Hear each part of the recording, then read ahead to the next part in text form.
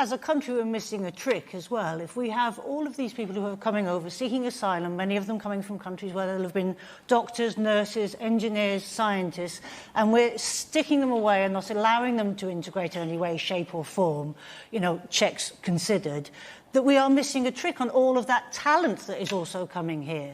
I've had to listen to drivel like this for so long from these woke-tard simpletons. I mean, I don't think she's part of any club or part of any agenda. I think she's just stupid and obsessed with virtue signaling and the validation from her fellow plebs that brings, when in reality we know that pretty much none of them are doctors or engineers or have any ability. You know what they've done? They conditioned us all with what migration is in the 60s and the 70s by bringing, you know, small handfuls of people that did actually have to integrate, because there weren't enough of them to have their own communities. So they actually had to integrate. We saw these Indians create shops and curry houses and stuff, and I'm not saying we need any of that or we want any of that. Certainly in hindsight we'd be much better off without any of them or any of that, no doubt. But you know, that's what they use to condition us into what migration is.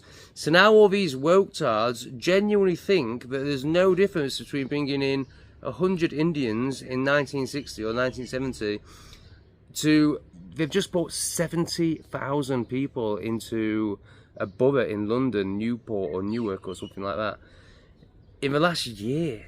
And it's raised by 25%. Yet they think that there's some sort of comparison there. Like, obviously these people, let's just say that the previous people did integrate. Obviously that's debatable. I'm not saying it's a good thing, but you know, you could debate that they integrated to some degree. That these people are going to do the same when they're being brought in en masse, and they're not even coming to the country because they want to, or because they want to be part of England, like arguably the people in the past did. They're coming into the country for free handouts. Simple as that. Of course, if you give them free handouts, they have no respect for you, because they know that you're just fucking weak and pathetic, because their countries don't even look after them. So suddenly, for them to come here, when they know that they're bastards, and they just get given all this stuff by the government, and then they go out graping. Anyway, so we know there's no doctors and engineers. We know it's actually like people like this.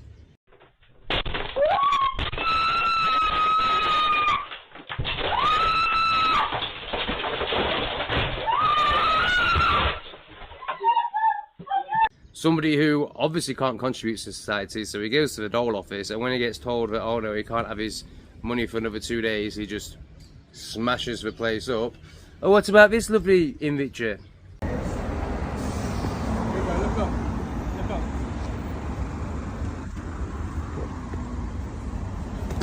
Fuck you little twat! It's alright. There's a fucking baby here, you got me! Oi! And then of course there's all the shankings and the grapes. I chose 2 more light-hearted examples there, but there's the full spectrum of horrendous behaviour and complete disrespect for our culture, our people and our country. But every now and then, one of them is actually a doctor. Now this one's from America, so she was probably born in America, but she still can't take it seriously. Can you imagine being sedated? Can you imagine being at your most vulnerable, you're most scared, you're going in for an operation on your brain, I think this woman is having, and you get this fucking monkey dancing over you. I'm about to cut it! Well, folks, it's time to kick it old school. So you can feel cool. Give it to me, baby. Our booties on fleek, waistline snatched, got a banging body and a smile to match. Yeah, booties on fleek, waistline snatched, got a banging body with a smile to match. Yeah, you can have whatever you like. Ooh, Betty Boop, just a rabbit. J-Lo, Nicki Minaj, whatever you like. You can have whatever you like. Yeah. So this is Windell Davis-Boutte. That's actually her surname, Boutte. She likes to shake that booty while she's doing brain operations, who received 7 complaints from patients ranging from infection, disfigurement, to brain damage. I mean, presumably that's the one we're seeing in front of her now. And what's wrong with her? How can you... I mean, these people don't, or the majority of these people, I should say, because of course there's always some good ones, YouTube, don't worry. But the majority of these people don't seem to be able to take anything seriously, least of all themselves, and therefore that's why we see all the depraved behaviour. But you know, you've got someone in front of you who's put their life in your hands and you still can't take yourself seriously. And I'm at the point where I would absolutely, I mean, I live in countries where people like this just aren't allowed in. And it really worries me actually about the British passport moving forward, because countries like where I am now, Vietnam, are going to start realising that the privileges they've given to British people based on their behaviour, you know, when they look like this, they're going to have to rein those in, because suddenly there's a load of Africans turning up with British passports and they definitely don't behave the same. And, you know, countries that respect themselves clearly don't want Africans there. We've seen it with Japan, you know, there's none of them here in... You see the odd one here in Vietnam, and I assume they've either got an American or a British passport, and when they turn up at the immigration office, I bet the officials are just like, you're not fucking English or American. But what can they do? But, you know, when it starts happening en masse, and when they start graping out here and doing all that, there's going to be repercussions for actual English people, based off their fucking abhorrent behaviour, again. Anyway, this horrendous incident, whenever I talk about these people, it's always horrendous. There's never anything good. Ever. And to be fair, I probably wouldn't make a video about it if it was, because no one will be interested in it. Because what's the point? What's the point in focusing on the tiny little minuscule acts of contribution that they may bring? You know, people often accuse people like me of only focusing on, you know, race baiting and only focusing, you know, why don't you talk about white grape gangs? Well, they're not the issue, you know, they're they're horrendous and we have jails for them. But the issue is people that shouldn't be here doing it at all, but the fact that they massively are over-represented in the statistics, you know, they tell us, I mean, this is the other thing, they tell us that there's only whatever percent they tell us of foreigners in England, 10, 20%, something like that. And then you look around and you're like, yeah, it's clearly way more. So, you know, that will help contribute to their overrepresentation, but also their shitty fucking behaviour, their low IQ and their zero empathy or correlation to causation abilities are why they're massively overrepresented in the statistics. And honestly, I'm at the point where, oh yeah, that's what I was going to say.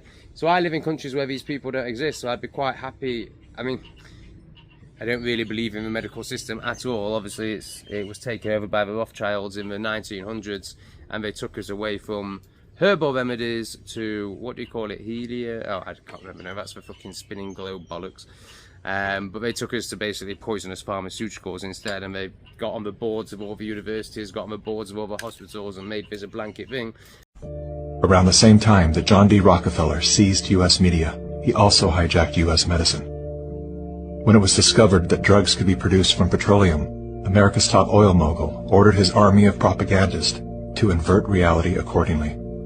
Medicines used for thousands of years were suddenly classified as alternative, while the new, petroleum-based, highly addictive, and patentable drugs were declared the gold standard. After buying a German pharmaceutical company that manufactured chemicals of war for Adolf Hitler, Rockefeller leveraged his political influence by pressing Congress to declare natural healing modalities unscientific quackery. Rockefeller then took control of the American Medical Association and began offering massive grants to top medical schools under the mandate that only his approved curriculum be taught. Any mention of the healing powers of herbs, plants, and diet was erased from most medical textbooks. Doctors and professors who objected to Rockefeller's plan were crucified by the media, removed from the AMA, and stripped of their license to teach and practice medicine. So I'm not really into the medical, thank you, not really into the medical institution at all. But if I was desperate enough, if I, you know, couldn't do the research to find a natural, genuine cure, and I had to put my life in the hands of this satanic medical organisation, I would absolutely insist that it wasn't certain types of people operating on me. And I think after seeing footage like that, it's totally justified.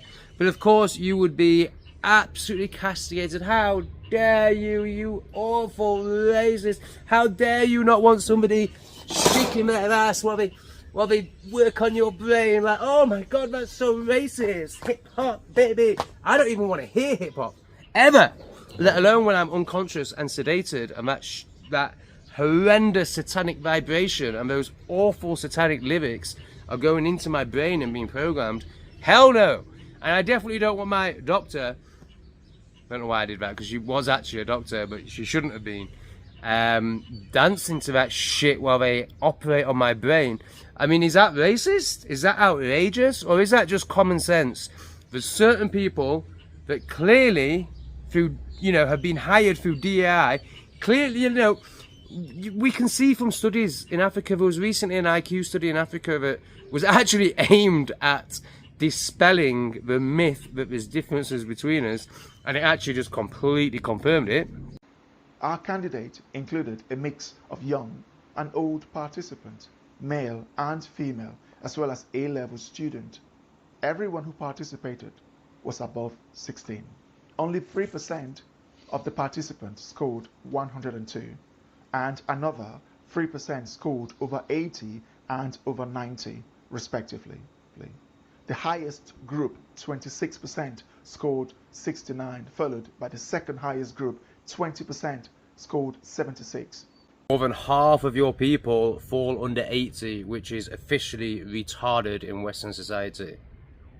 Disappointingly, 52% of participants scored below 70, accounting for half of our candidates. Overall, the average score was 73, while the median was 69. This raises some pertinent questions. How does IQ affect a population's ability to invent, produce, develop, or run a country? Is the IQ test really useful? I would say that just by using my eyes, it correlates perfectly. You've just told us that in Africa they have, you know, what is classed in the West as a retarded IQ, and then you say, now, does that affect how society is built? Well, there is no society in Africa other than, you know, what people like me built. So I think that's a confirmation right there, isn't it? So I don't want someone of low IQ doing brain surgery on me. I mean, it's just fucking obvious, and that's without going into the shitty behaviour and the hip hop dancing and all that. Like, I don't know, if you go private, are you able to say, like, can I have a person that's not of a retarded IQ doing my brain operation without being considered racist and kicked out of the hospital and refused service because you don't want a fucking IQ retard giving you brain surgery? Fuck me. This was meant to be a more light-hearted one, but it's actually really pissed me off. But at least it's not grape and knifings and yeah. It's not good, is it? It's not much fun right now. Fuck. Always a massive thanks to these heroes that support me on a monthly basis via Patreon and YouTube membership, and a big thanks to Chris Black, who sent me a tenner on Buy Me a Coffee last night. Much appreciated. I am enjoying this beautiful cafe. I can't say I spent the tenner because that beef broth cost £2 and that was free. So I'll work through the tenner today, Chris. Cheers, mate. I got me mop chopped earlier as well. That was also £2. So yes, £4 in, and a butt smoothie, £5 in. I am actually going to go and join an expensive gym now, because it will be really good for my mental health. So really appreciate anyone who's contributing and allowing me to treat myself. Thanks, guys.